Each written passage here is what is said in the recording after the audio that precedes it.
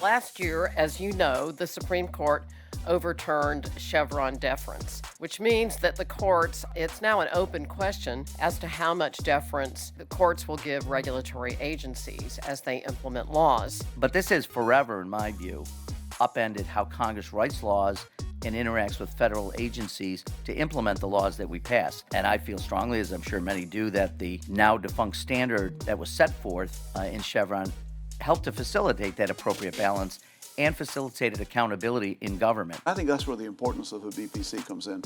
The Bipartisan Policy Center comes up with a solution crafted bipartisanly that then allows the legislative branch to look at it and say, is this doable? One of the goals that we should have, those of us who are on this commission, those of us who believe that Congress needs to assert its authority, is to not let this report sit on the shelf. This is no time, do I think, certainly in the last 150 years where bipartisanship is so important. Regulators always want to regulate. That's what they do. And so I don't think they'll step back unless they're forced to. Congress has the Article 1 power. It is Article 1 after all, not Article 3, to take and provide default rules. One of the things that's great about the bipartisan policy work that happens here is that we can step away from all of the swirl of today and really imagine what it should look like and be prepared when that opportunity presents itself to actually come up with ideas on what works and what doesn't. It is a rapidly changing society.